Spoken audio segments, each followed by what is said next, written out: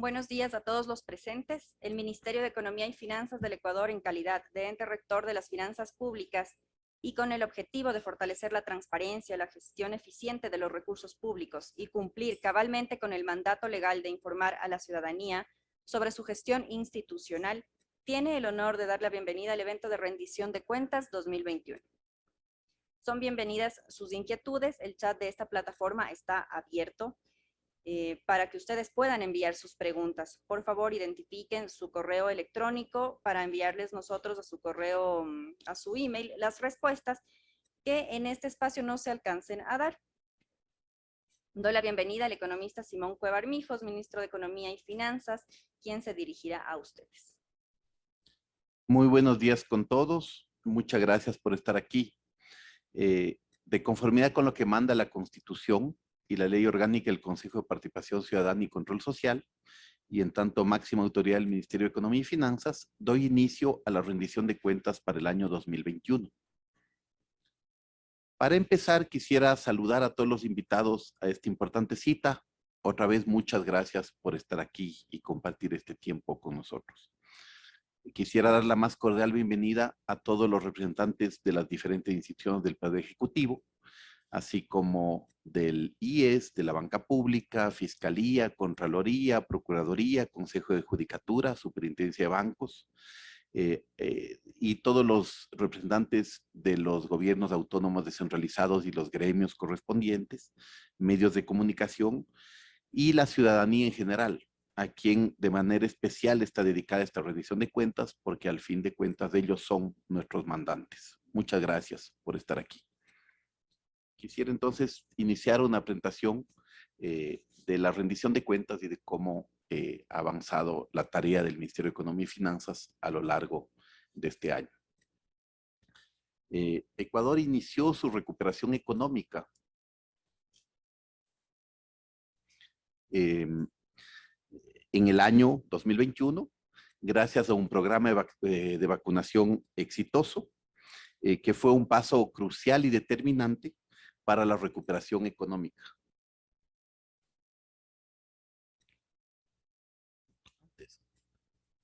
Y creo que estamos, discúlpeme aquí estamos. Okay. Ecuador efectivamente figura entre los países con mayor ritmo de vacunación, incluso a nivel mundial, y eso obviamente ha ayudado a la recuperación económica, del empleo adecuado y de la pobreza, de reducción, digamos, de la pobreza. Mientras en paralelo ha habido un crecimiento del crédito, una recuperación de exportaciones y un incremento del flujo de remesas, que a su vez ha impulsado el consumo final de los hogares de ecuatorianos y de la inversión en el país.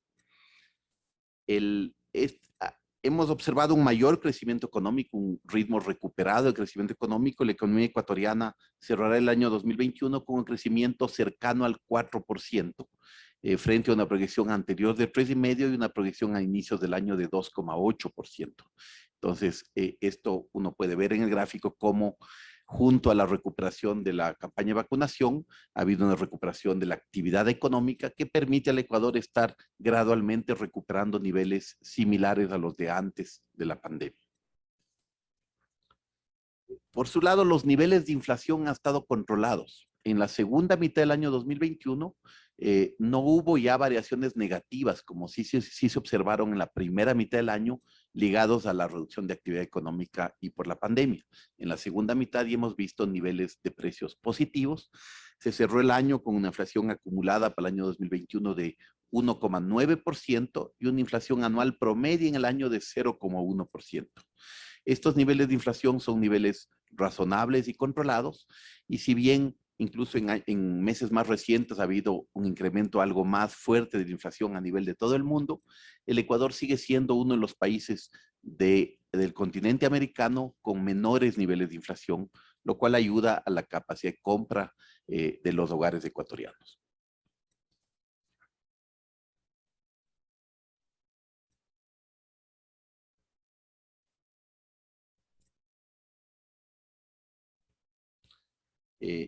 En paralelo con esta recuperación de la inflación, hemos visto una recuperación del empleo adecuado. Como ustedes saben, el Ecuador tiene el difícil problema en el que cerca de 2/3 de la población no tienen empleo adecuado.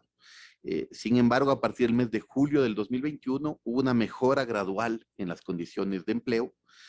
Al finalizar el mes de diciembre, la oferta laboral había aumentado a 67,4%, 3% más que un año antes, en diciembre de 2020, y el empleo adecuado presentó una mejora que generó en ese periodo 461,000 nuevos empleos de este tipo. Todavía falta espacio para seguir recuperando niveles de empleo de largo plazo, pero ya hubo en la segunda mitad del año 2021 una mejora significativa para el bien de los hogares ecuatorianos. En paralelo, la pobreza, medida por ingresos, hay dos medidas técnicamente de pobreza, una por ingreso, otra por necesidades básicas insatisfechas. La que se mide más rápidamente es la pobreza medida por ingresos, a diciembre del 2021, el nivel de pobreza se ubicó en 27,7%, lo que representa una reducción de más de 5 puntos porcentuales frente a un año antes, en diciembre del 2020. Esto refleja un mejoramiento de las condiciones de vida de la población, tanto por la recuperación del empleo como por las transferencias monetarias que el gobierno nacional ha estado apoyando. Y el índice de Gini, que mide la desigualdad dentro de una sociedad, se ubicó en un indicador de 0,47, menor al 0,50 que el 2020 y por lo tanto mejor en cuanto a un progreso hacia mayor equidad dentro de la sociedad ecuatoriana. Por otro lado, desde el punto de vista fiscal, ha habido un esfuerzo muy grande para ir fortaleciendo las finanzas públicas, mejorando la situación fiscal. El Ecuador tenía desde hace muchos años niveles altos de déficit fiscal. El año 2020 había acabado con un déficit fiscal a nivel del presupuesto general del Estado de cerca de 7,2% del PIB, que se redujo en un año a 3,5% del PIB. Esta mejora importante de la situación fiscal, que también se va a reflejar en los números del sector público no financiero, aunque todavía no tenemos las cifras oficiales, hay siempre un rezago de información de otra entidad del sector público que hacen que por el momento la información oficial del Banco Central está hasta octubre y en los próximos meses deberíamos ya tener la información cerrada. Pero esta recuperación de la situación fiscal lo que permite a la sociedad ecuatoriana es tener un menor déficit fiscal, menores necesidades de endeudarse, sea internamente o externamente, y asegurar una evolución de la situación de la deuda pública que sea ordenada, que sea sana y que refleje un país creíble, serio y al que el mundo ve con otros ojos. Entonces, esta mejora de la situación fiscal va en ese sentido y en parte refleja también un esfuerzo importante en el control del gasto público, en especial del gasto corriente del Estado, el gasto en sueldo y salarios, en bienes y servicios y también en pago de intereses de la deuda pública. Los tres rubros han tenido una reducción nominal en el año 2021, lo que refleja un cambio importante en la dirección de las finanzas públicas hacia un comportamiento serio y ordenado. En paralelo, ha habido un importante apoyo de la comunidad internacional al Ecuador.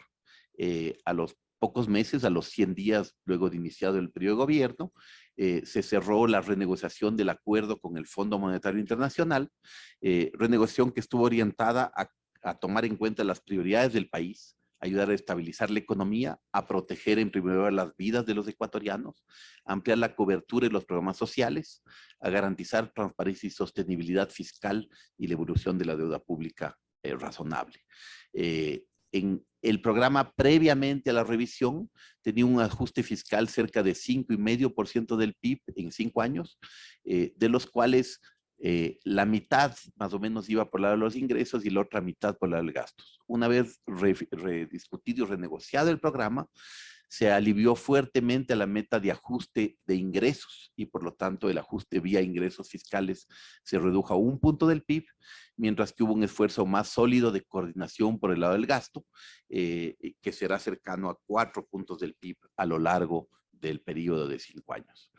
Esto ha permitido al país este alivio por el lado del gasto, ha permitido al país asegurar una recuperación fiscal más rápida ligada a la pandemia, ha permitido evitar medidas excesivamente duras o que hubieran potencialmente podido afectar a los sectores más necesitados del Ecuador, que han sido protegidos en este proceso. Y el acuerdo también mantiene un enfoque social importante con el compromiso de incorporar a 14,000 nuevos núcleos familiares a los programas de transferencias sociales hasta fines del 2021 y superar 625,000 nuevos núcleos familiares cubiertos hasta abril del presente año, del año 2022. De todas maneras, se incorporaron también otras metas para distribuir de manera equitativa las transferencias condicionadas, enfocándose siempre en los más pobres del Ecuador, en los 3 deciles del 30% que menos ingresos tienen en el país, que son las personas que más sufrieron durante la pandemia y que más necesitan la solidaridad del resto del Ecuador para avanzar en este proceso equitativo y justo.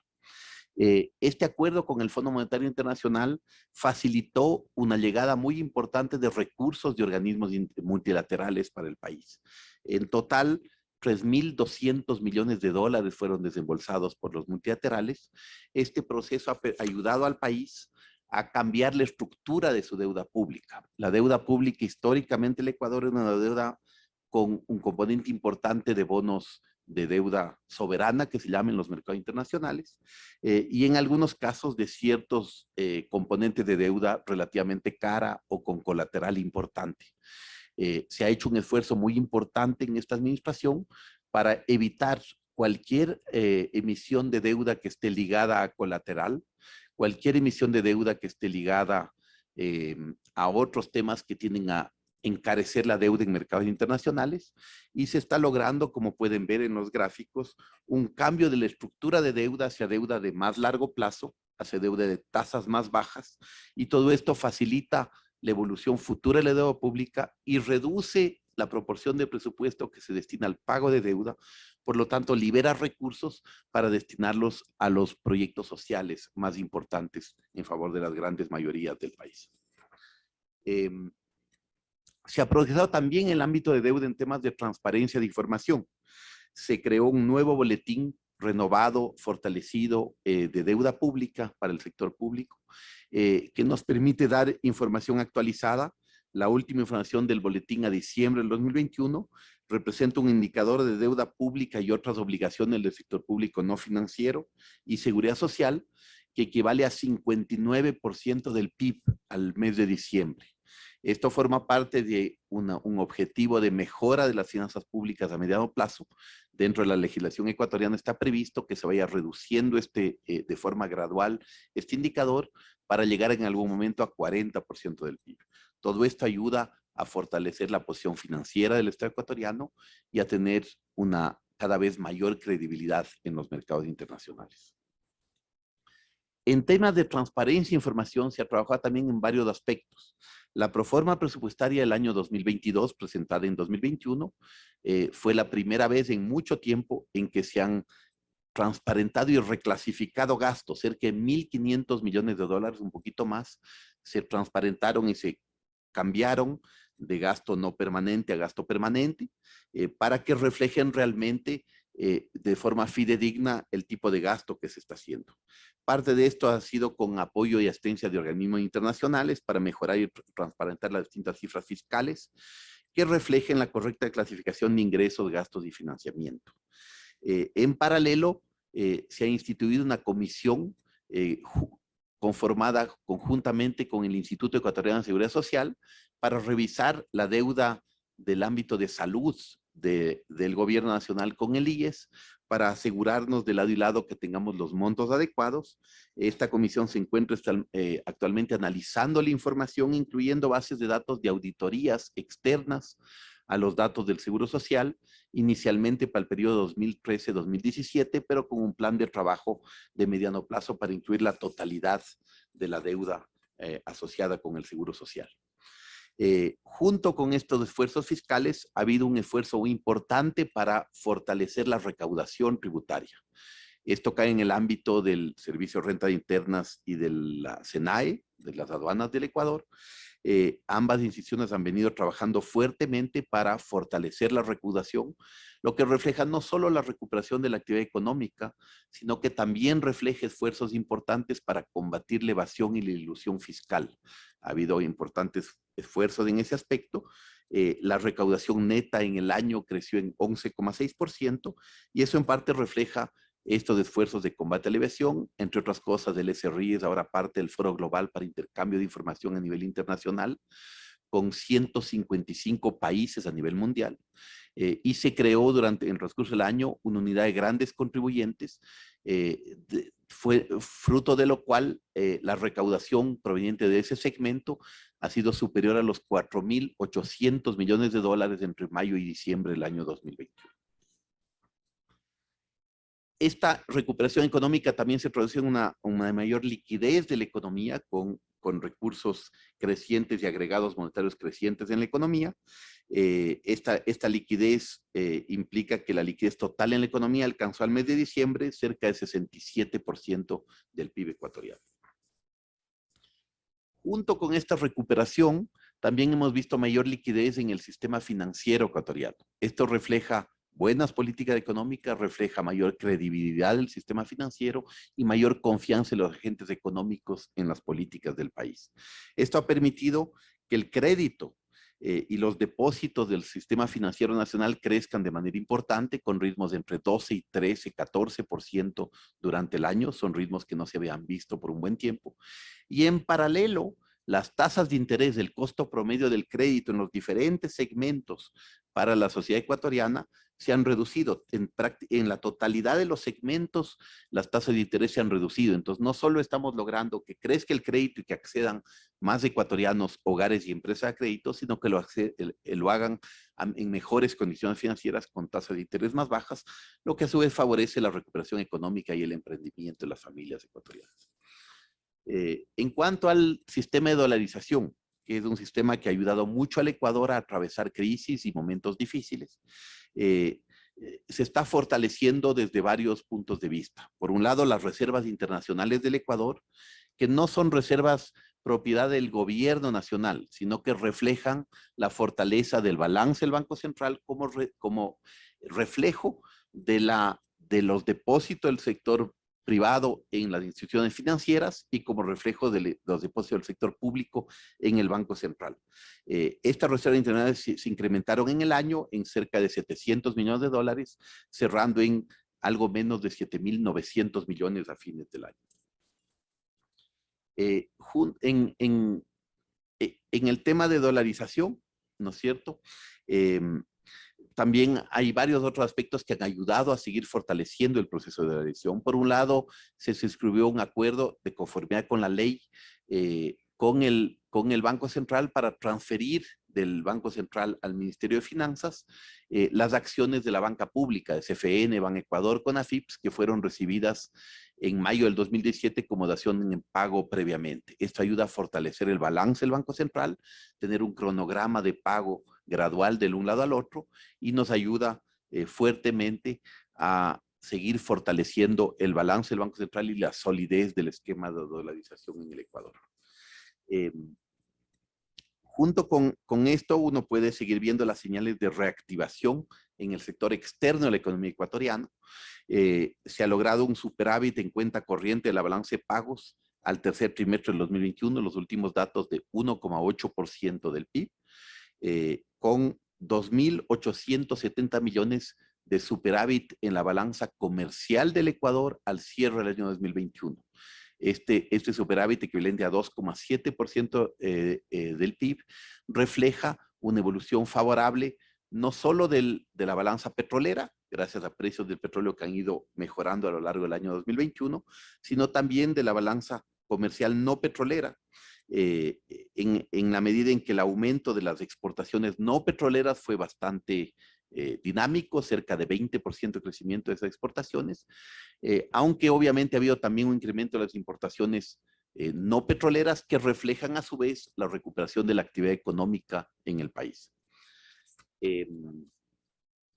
En paralelo, el Ecuador ha sido visto con cada vez más seriedad en los mercados internacionales. Eso se refleja en el indicador de riesgo país. Este indicador, si uno mira desde antes de la campaña electoral hasta fines del año 2021, tuvo una mejora muy sustancial. El indicador pasando a niveles cercanos a 1.200 puntos básicos, a niveles más cercanos a los 800 puntos básicos hacia fines del año, obviamente con fluctuaciones naturales y volátiles como son en estos mercados. Esta evolución ha seguido avanzando incluso a comienzos de este año y uno puede ver que el Ecuador, comparado con países de riesgo similar, ha ido mejorando marcadamente y los mercados están viendo cada vez más, diferenciando al Ecuador por su buen comportamiento y la seriedad del manejo fiscal asociado. Eso en cuanto a la parte macroeconómica del país. Paso ahora a discutir las acciones más institucionales del Ministerio de Economía y Finanzas Casa Adentro. El Ministerio, por la razón, por la naturaleza de su función, contribuye a varios aspectos. Uno de ellos es las revisiones legales. Hubo en el año 2021 la elaboración, discusión y aprobación, al final a través de la Asamblea Nacional, de la Ley Orgánica para el Desarrollo Económico. Es una ley que es beneficiosa para la estabilidad de mediano plazo de las finanzas públicas, para asegurar un crecimiento económico sostenido y equitativo, y para una protección de los programas sociales. Es una ley que fortalece los principios universales de progresividad y de equidad tributaria, que permitirá recaudar al fisco ecuatoriano cerca de 1.900 millones de dólares en 2 años, 2022-2023, y una recaudación sostenida en el tiempo de cerca de 700 millones de dólares por año. Es una ley que promueve la equidad y establece efectivamente una contribución temporal para grandes patrimonios empresariales y personales, pero no para los pequeños. Cerca del 97% de la población económicamente activa no se ve afectada por esta ley, sino más bien ve algunos beneficios por los beneficios tributarios a ciertos productos, por ejemplo, de higiene femenina, de lentes ópticos, audífonos, planes de telefonía, un nuevo régimen de tributación simplificado para emprendedores, la supresión del impuesto a la herencia y la reducción del IVA en actividades turísticas. Todo esto ha permitido que la ley fortalezca el ambiente de negocios y las inversiones en el país y al mismo tiempo permita combatir de manera decidida la evasión y la elusión tributaria, con algunos aspectos en la ley que claramente están orientados a asegurar que los ecuatorianos más pudientes contribuyan con el fisco ecuatoriano, como todos debemos hacer. Parte de esto también ha habido en el trabajo del MEF, directrices presupuestarias para el ejercicio fiscal 2021 para Petroecuador fusionada, varias otras propuestas legales en que ha trabajado el Ministerio de Economía y Finanzas a lo largo del año 2021, y la expedición de la normativa del Sistema Nacional de Finanzas Públicas para un programa de convergencia a normas internacionales de toda la contabilidad del sector público ecuatoriano. Hemos hecho también varios progresos para fortalecer y mejorar la contabilidad institucional del ministerio y de todo el sector público ecuatoriano. Parte de la transparencia en la gestión pública ha habido temas de generación de estadística y de análisis técnicos sobre, por ejemplo, reducción de brechas socioeconómicas, transparentar el gasto público destinado a reducir las distintas brechas de equidad. Se ha presentado, como corresponde por ley a la Asamblea Nacional, los informes y anexos de cierre de brechas de equidad, que acompaña la proforma del presupuesto general del Estado, y cumpliendo así compromisos y convenios internacionales para asegurar la garantía en cuanto a cumplimiento de derechos humanos y reducción de brechas socioeconómicas en el país. Se ha coordinado también en el MEF el programa virtual de capacitación inicial en el CISGAS, un programa de combate a la corrupción, con 320 servidores del ministerio que cursaron y aprobaron la actualización de dicha capacitación. En el ámbito de política económica, el MEF como entidad participa como miembro del COMEX, ¿no es cierto?, para varias medidas de reactivación de la economía ecuatoriana. Una reducción importante de la tarifa arancelaria, 0% para 128 subpartidas, tarifa arancelaria 667 subpartidas que fueron mejorando, todo esto para ámbitos como la agricultura, la pesca, la acuacultura, el fomento productivo. Se eliminaron restricciones para importaciones enviadas por migrantes, se definió el mecanismo de estructuración de equipos para las negociaciones comerciales ambiciosas que está llevando al Ecuador a nivel internacional, se han realizado diferimientos de arancelarios en varias otras áreas y una serie de otras políticas a nivel comercial que han ayudado a la reactivación económica. El MEF también participa en el Comité de Política Tributaria para modificar el listado de insumos, materias primas y bienes de capital, cuyo pago de ISE genera crédito tributario para el impuesto a la renta. Se ha revisado también varios tributos, como por ejemplo la carga tributaria de vehículos automotores, a través de una reducción del ISE del 35 al 15% para el sector. Se ha continuado con políticas importantes de apoyo al sector social. Más de 1.100 millones de dólares han sido pagados en bonos y pensiones sociales y transferencias a los sectores más necesitados del país. Cerca de 900 millones fueron asignados al Ministerio de Salud Pública, de los cuales se devengaron cerca de 800 millones ligados a temas de la emergencia sanitaria, tanto para la adquisición de cerca de 32 millones de vacunas para el COVID-19. Nos aseguramos desde el primer día que no haya una razón desde el lado financiero para que falte vacunas para ninguno de los ecuatorianos, para proteger en primer lugar la vida y la salud de los ecuatorianos, y también para contratar cerca de 23,000 profesionales de la salud y la adquisición de medicamentos prioritarios.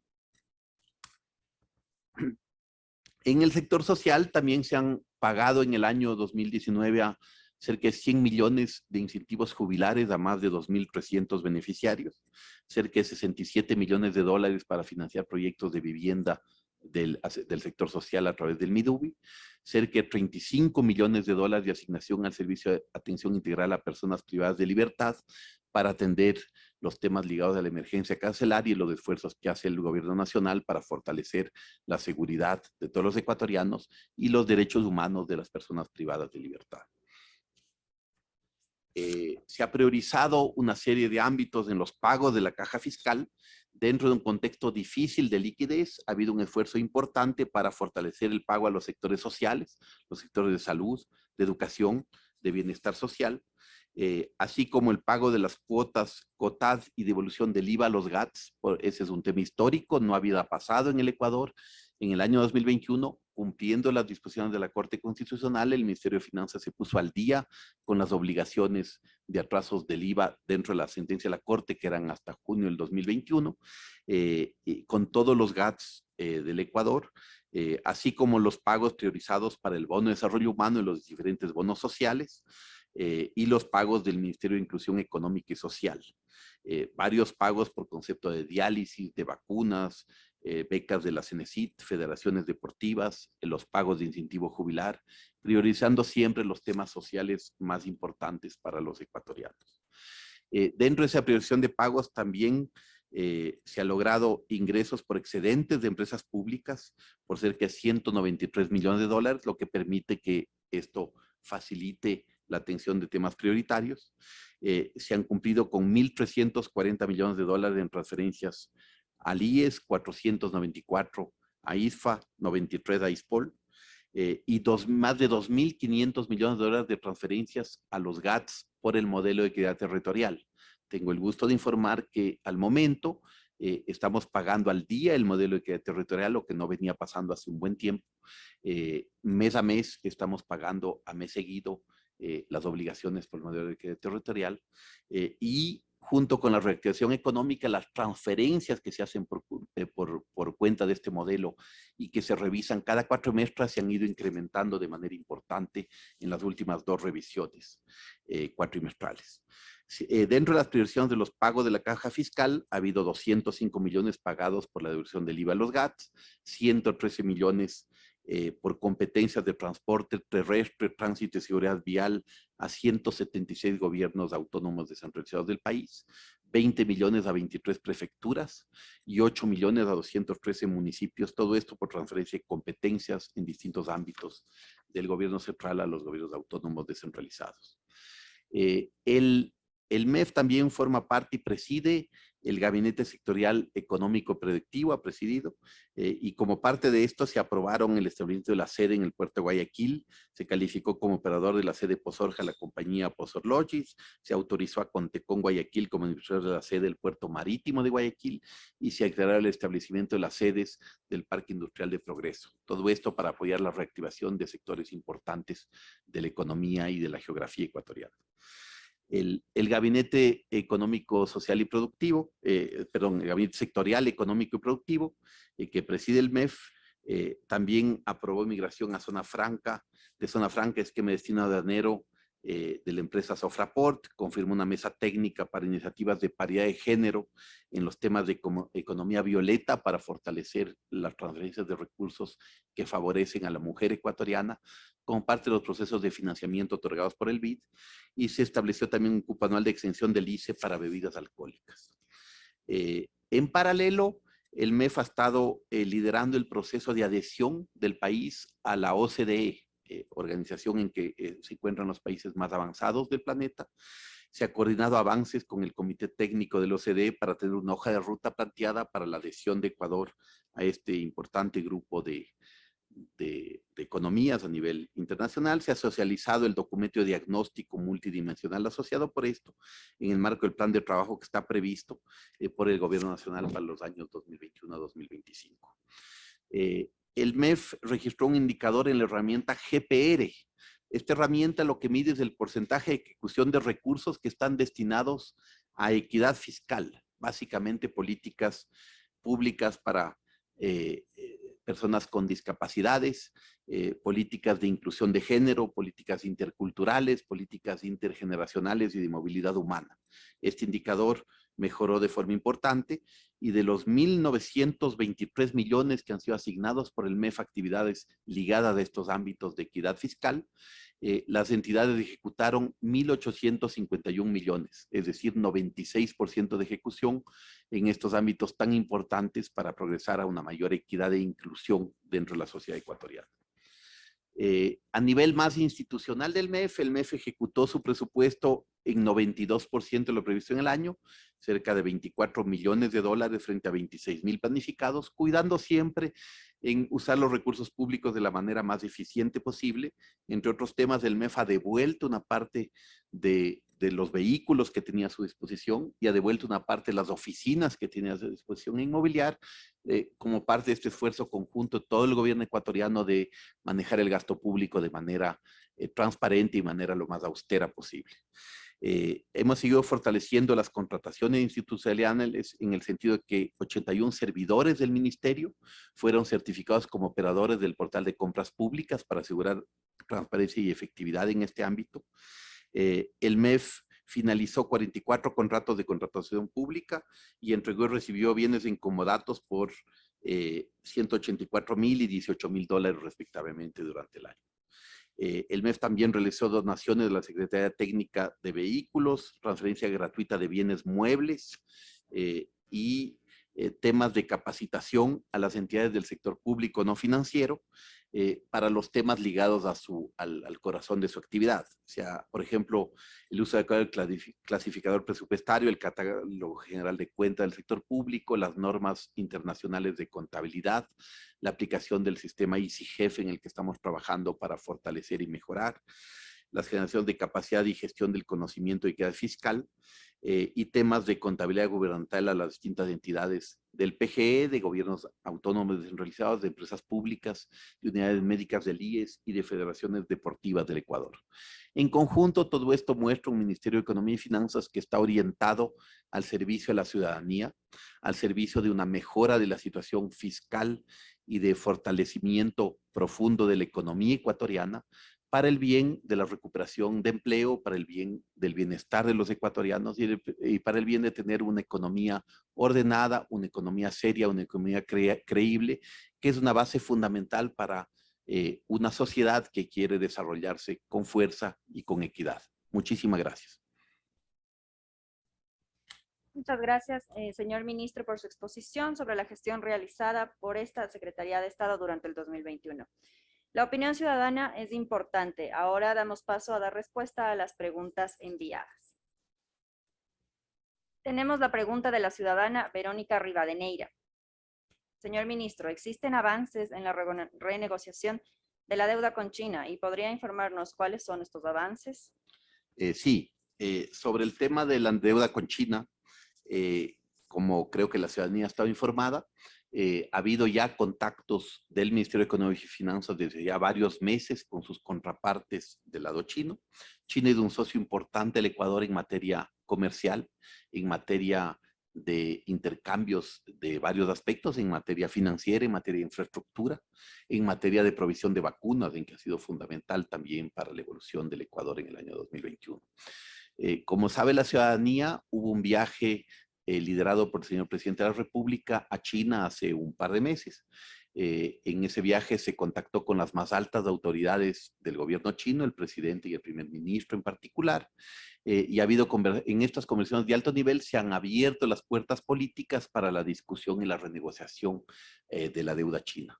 Desde entonces nosotros hemos seguido en contacto cercano con las contrapartes chinas, tanto bancos públicos como el gobierno chino y entidades de aseguramiento también.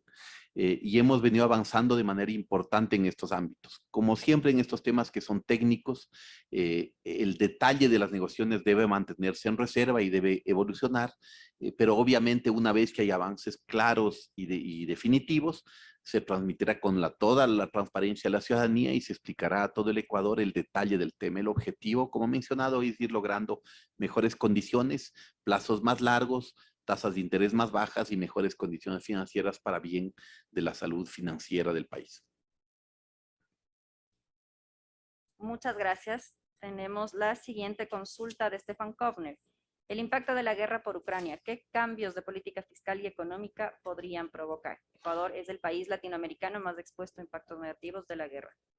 A ver, la lamentable guerra que existe en Ucrania ha afectado mucho a todo el planeta, ¿no es cierto? Ha afectado mucho en varios aspectos. Ha afectado, por un lado, en que las exportaciones a los países que están involucrados en el conflicto se han reducido y eso está afectando a la economía ecuatoriana efectivamente, en especial las exportaciones de banano, de camarón y de flores del Ecuador para allá.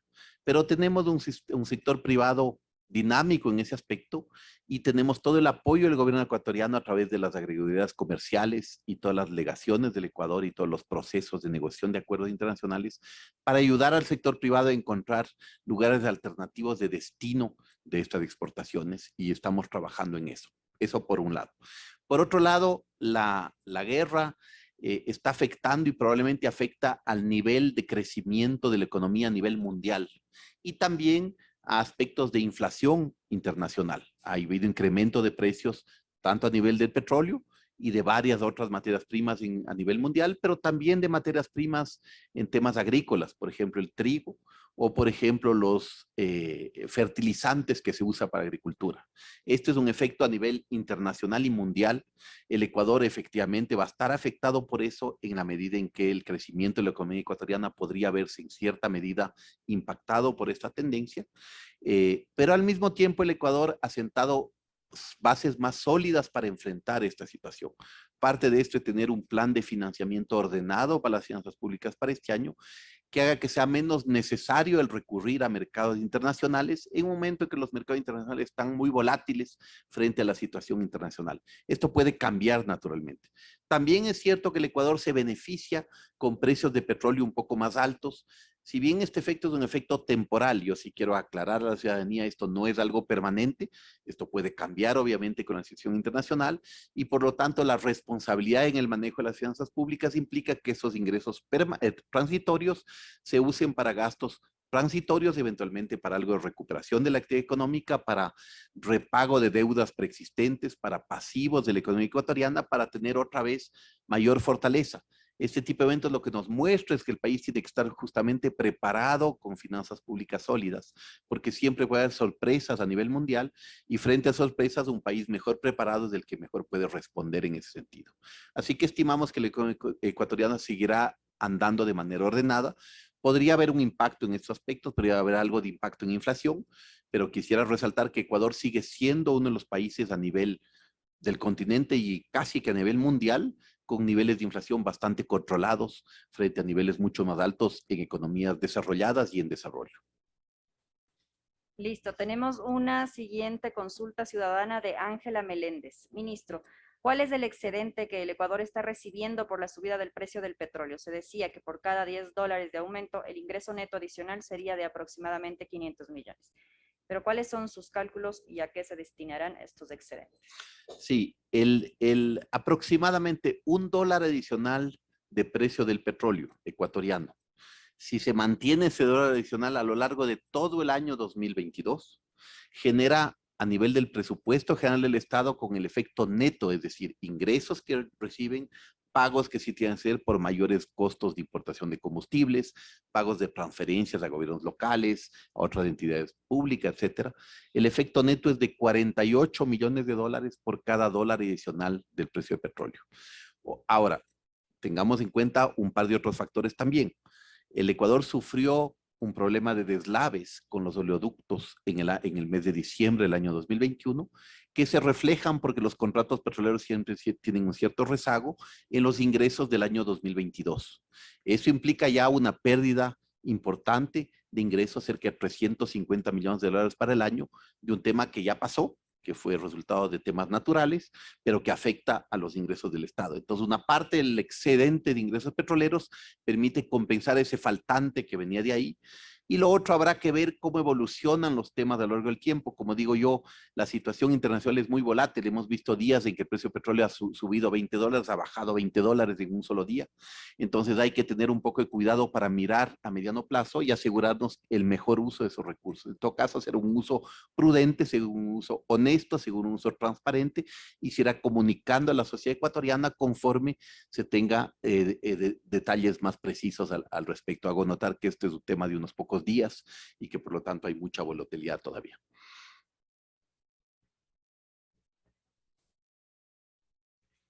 Listo, tenemos una siguiente consulta de Sebastián Angulo. Dice, ¿se ha cuantificado en cuánto puede afectar al PIB ecuatoriano el conflicto Ucrania-Rusia? ¿Hay algún cambio en el cronograma del acuerdo con el FMI por el retraso de la cuarta revisión? Y finalmente, ¿el acuerdo concluirá en diciembre de 2022?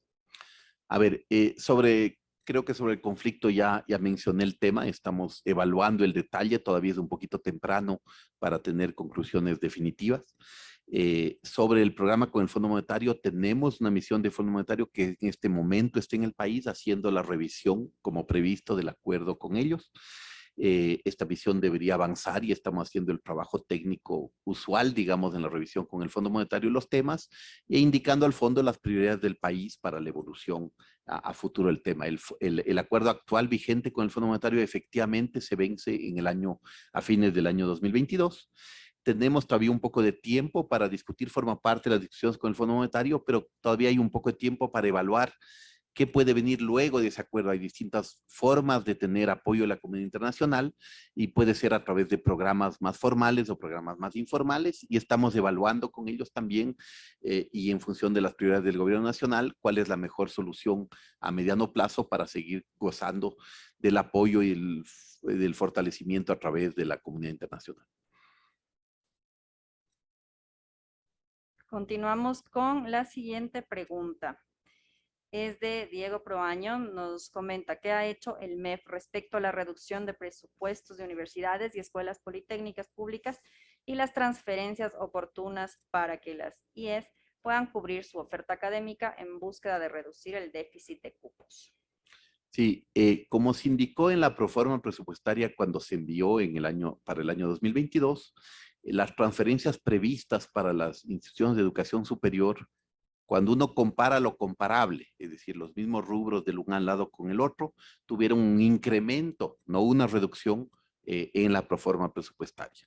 En paralelo, hay ciertos otros rubros que se van asignando adicionalmente a los previstos en la proforma a lo largo del año a las entidades de educación superior. Por ejemplo, saldos presupuestarios del año que vence, que por la naturaleza y el timing no podían estar incluidos en el momento del envío de la proforma porque era antes del cierre del año, pero se están haciendo, y una serie de otros aspectos de, por ejemplo, fondos de autogestión de las entidades de educación superior que se están ya haciendo y se está haciendo las transferencias presupuestarias. En ese sentido, tenemos la confianza de que las transferencias a las entidades de educación superior van a incrementarse, van a seguir mostrando esta tendencia. Y adicionalmente, el hecho de que hay una recuperación de la actividad económica en el Ecuador también mejora los ingresos permanentes tributarios del país, y una parte de esos ingresos por disposiciones legales van también a las instituciones de educación superior, lo cual también será favorable para estas instituciones. Continuamos con la siguiente pregunta que es de Santiago Pozo. Buenos días. Dentro de su presentación no ha mencionado la caída de inversión extranjera directa. ¿Cuánto es la meta de inversión para este año y cuáles son los incentivos para incrementarla? Sí, el parámetro al que hace mención es un tema de un trimestre, ¿no es cierto? Las inversiones privadas, las inversiones que tienen que venir al Ecuador, las inversiones en que ha habido mucho interés de inversionistas internacionales y nacionales para seguir impulsando la economía ecuatoriana, generalmente toman tiempo, no son inmediatas, porque son inversiones grandes que necesitan un tiempo para evaluar, para aterrizar, para desarrollar proyectos de inversión y para aterrizar en la economía ecuatoriana. El objetivo del gobierno nacional es impulsar proyectos de inversión que sumen 30.000 millones de dólares a lo largo del periodo de gobierno, lo que no significa que todos esos recursos lleguen necesariamente durante el periodo, porque una parte son inversiones de largo plazo que llegan gradualmente conforme se van ejecutando e implementando. Estas inversiones tienen que acompañar una recuperación económica, una recuperación de empleo adecuado y acompañar un mayor crecimiento económico del país. Ha habido ya varios aspectos y varios temas que han ayudado bastante y que permiten al Ecuador posicionarle como un destino creciente de inversión a nivel internacional.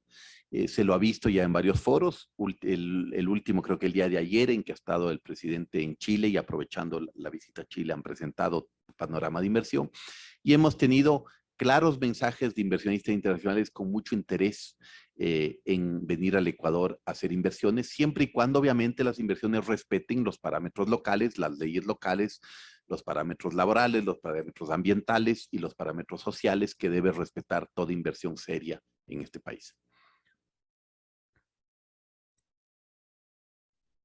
Tenemos una última consulta de Carolina Enríquez. Nos dice, ¿han analizado el impacto si la Asamblea llega a derogar la reforma última tributaria? Legisladores han pedido que se incluya la derogatoria en el proyecto de ley de inversiones. Sí, al respecto, a ver, nosotros tenemos diálogo permanente con la Asamblea Nacional y hemos indicado a la Asamblea nuestros puntos de vista en los distintos aspectos de la ley de inversiones que se está tratando de manera responsable a nivel de la comisión correspondiente de la Asamblea Nacional y pensamos que esto seguirá. Sin embargo, sí quiero señalar que según la Constitución y las leyes, el presidente es la única autoridad que tiene iniciativa legislativa tributaria. Es decir, que cualquier iniciativa que tenga un impacto tributario en el país tiene que iniciarse siempre en el Poder Ejecutivo. No tiene autoridad la Asamblea para iniciar iniciativas tributarias si no hay previamente la iniciativa del Poder Ejecutivo. Por lo tanto, pensamos que dentro de ese parámetro y respetando las leyes de la República, la Asamblea procederá de conformidad con esa normativa. Muchas gracias, señor ministro. Rendir cuentas a nuestros mandantes es obligación del servicio público. El Ministerio de Economía y Finanzas les agradece su presencia en este evento. Tengan ustedes la seguridad de que esta institución trabaja por el desarrollo del país y por mejorar la calidad de vida de los ecuatorianos y ecuatorianas. Muchas gracias.